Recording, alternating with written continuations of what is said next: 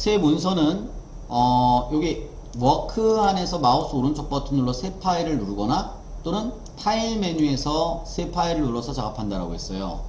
파일의 새 파일보다는 여기 워크에서 마우스 오른쪽 버튼 눌러서 새 파일을 만들어 쓰는 게 편한데요. h2번.html이라고 기록을 했습니다. 파일명은 사실 임의로 해도 되지만 우리가 첫 번째로 공부하는 게 제목 태그니까 h2번이라고 이번은 해봤습니다. 다시 파일 메뉴에 새 파일을 눌러서 할 경우에는 실제로 얘를 다시 한번 저장을 하셔서 이름을 HTML 문서로 반드시 저장을 하셔야 되죠. 이름은 동일하게 제가 h2.html로 할게요. 그러면 당연히 기존에 파일이 있었기 때문에 덮어 씌울 건지의 메시지가 뜨겠죠. yes를 제가 누르겠습니다. 자, 그 다음에 우리가 기본 문서를 만들 때는 느낌표 탭이라고 했어요. 느낌표 탭을 눌러서 기본 문서를 만들고, 이 기본 문서 중에 메타 태그 부분은 사실 나중에 반응형 페이지를 제작할 때 필요한 부분이다 라고 했습니다. 그래서 이 부분은 생략을 하겠습니다. 그 다음에 위쪽에 있는 첫 줄은 현재 문서를 HTML5로 지금부터 제작하겠습니다 라는 표현이고, 두 번째 문장은 지금 현재의 문장은 영어 페이지입니다 라는 문장이죠. 얘를 한글 페이지다 라고 한다면 EN을 KO로 바꿔주시면 된다 라고 했습니다. 헤드는 현재 문서, 현재 요 페이지에 대한 문서 정보를 표시할 때 쓰는 태그고, 요 사이의 정보 중에 우리가 배운 거는 세 가지 정도를 배웠습니다. 하나는 이 메타 태그는 현재 문서, 사람이 아는 내용을 컴퓨터가 아는 내용으로 번역한다 라고 했어요. 또는 컴퓨터가 아는 내용 정보를 사람이 알게끔 웹브라우저에서 이렇게 다시 표현한다 라는 거를 번역 방식, UTF-8이라는 국제 표준 방식으로 번역한다 라고 했고요. 그 다음에 요 타이틀 부분은 문서의 제목 부분이라고 그랬어요. 바로 요 윗부분에 나오는 여기 글씨를 여기서 쓴다 라고 했죠. 자, 그래서 우리가 오늘부터 당분간 HTML 태그, CSS를 같이 병행 학습하는 거니까 여기다가 제가 HTML 이번에는 and 그리고 CSS 라고 표현을 해보겠습니다. 자, 이렇게 붙였을까? 이렇게. 자, 그리고 나서 제목 태그에 쓰는 제목 표시줄에 쓰는 내용을 쓸 때 타이틀 태그 사이에 쓴다 라고 했습니다. 자, 그 다음에 바디 사이에다가 우리가 오전에 배운 그런 내용들, 태그들을 바디 사이에 기록한다라고 했는데, 오전에 어떤 내용들을 공부했느냐? 다음과 같은 내용들을 공부했습니다. 먼저 H1번부터 6번까지였죠. H1번 태그를 쓰고 꺾은 가로를 닫는 순간 종료 태그는 자동적으로 만들어진다라고 했습니다. 항상 형식은 시작 태그 그리고 종료 태그가 자동적으로 써지면 그 사이에다가 내용을 기록한다라고 했는데, 그 내용을 H1부터 H6까지는 제목을 쓰는 용도라고 했어요. 그 제목 중에 이 H1번은 기본적으로 본문에 큰 제목을 쓰는 용도로 쓴다라고 했고요. VS 코드에서 복제 기능이 있었습니다. 이런 복제 기능은 Alt Shift를 누르고 아랫방향 키를 눌러주면 복제된다라고 했습니다.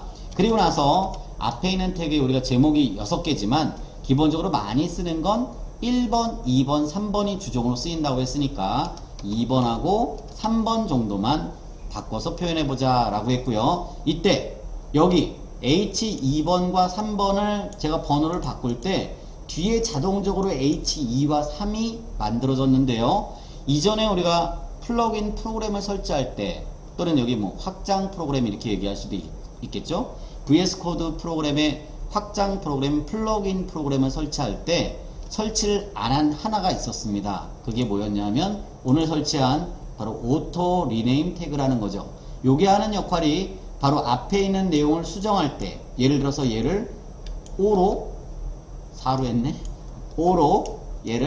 4로 할 때 자동적으로 뒤 태그가 바뀌는 게 바로 오토 리네임 태그다 라는 겁니다. 다시 2로 3으로 바꾸겠습니다. P 태그를 쓴 다음에 본문에 단락을 표시할 때는 P 태그를 사용한다라고 했어요. 단락 또는 문단이라고 얘기했고요. 단락을 가볍게 우리가 테스트 용도로 쓸 수 있는 글자가 있었는데 로렘 이수비라고 얘기하고 그 로렘 이수비의 첫 자인 로렘이라고 쓰고 탭키를 누르시면 해당 문장이 자동적으로 완성이 됐습니다.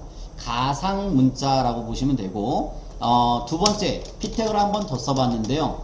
로렘을 쓸 때도 뒤에 있는 숫자를 써서 예를 들어 5면은 5자만 50이면 50자의 단어로 문단을 만들어 준다라고 했습니다. 피태그는 문단 용도로 쓰는 거라고 했고요. 문단이란 문장 여러 개가 모이면 문단이 된다. 문장이란 마침표나 느낌표나 물음표로 끝나는 걸 문장이라고 한다. 단어가 모여서 문장을 구성하는 거죠. 문장별로 우리가 줄바꿈을 강제로 줄바꿈 할 수 있는데요. 그 강제 줄바꿈 할 수 있는 태그가 BR이었습니다. 문장마다 BR을 써서 제가 줄바꿈을 해보면요. 여기가 문단 끝이네요. BR. 그 다음에 또 어딨나요? 어딨나. 여기 있다. 여기가 BR. 다시 BR은 최소로 사용하시는 것이 좋다. 다음, P 태그 사이에 쓸 수 있는 몇 가지 태그들이 있었습니다. 자, 그 내용이 첫 번째는요, B였고요. 굵게 사용할 때 쓸 수 있다라고 했죠. 자동적으로 태그가 써지는 게 이 부분에서 약간 불편하다고 했습니다. 두 번째, 기울인 꼴을 쓸 때는 I 태그를 쓴다라고 했어요. 세 번째, B 태그나 I 태그처럼 CSS와 연결해서 쓸 수 있는 태그가 있었는데 그게 스팬이란 태그였습니다. 두 단어 정도로 할까요? 얘는 또 하나는 노란색과 색깔이 뜨게끔 만들 수 있는 기능이 있는데 걔는 마크라는 태그였습니다. 지금 사용한 이 4개의 태그는 기본적으로 P 안에서 쓰는 경우가 많고요. P 태그 말고도 일반적으로는 블록 레벨 요소라고 하는데 그 블랙 레벨 요소 안에 바로 이런 태그들을 사용할 수 있습니다. 자, 실제 스팬 태그, I 태그나 B 태그나 마크 태그는 바로 반응을 보이지만 스팬 태그의 경우는 반응을 보이지 않죠. 스팬 태그를 썼다면 반드시 여러분들 일반적으로 위에서 스타일을 이용할 겁니다. 스타일 태그를 쓴 다음에 우리가 아까 어떻게 했었냐면 스팬이란 속성, 태그 이름을 쓰고 중괄호 사이에다가 속성을 몇 가지 쓴 건데요. 이때의 속성은 HTML 속성이 아니라 CSS 속성입니다. 아까 이런 얘기는 안 했었죠. CSS의 속성 중에 굵게 만드는 속성이 뭐냐? 폰트 웨이트라는 속성이에요. 속성명을 쓰고 그리고 값을 쓰는 건데 그 값도 종류가 여러 가지 있을 수 있습니다. 두 번째, 폰트 스타일을 쓰고 스타일의 값을 이탈릭이라고 표현한 거다. 마지막 색깔 표현할 때는 백그라운드 컬러라는 속성을 썼고요. 레드라는 색상을 입혔습니다. 자, 이렇게 된 결과를 최종적으로는 F12번을 눌러서 라이브 서버를 이용해서 결과를 확인했는데요. 결과 확인한 내용을 보면은 위에 큰 제목, 요게 H1번, 큰 제목, 다 큰 제목으로 했네요. 중간 제목, 작은 제목. 동영상이 나중에 매끄럽지 않더라도 여러분 이해 부탁드리겠습니다.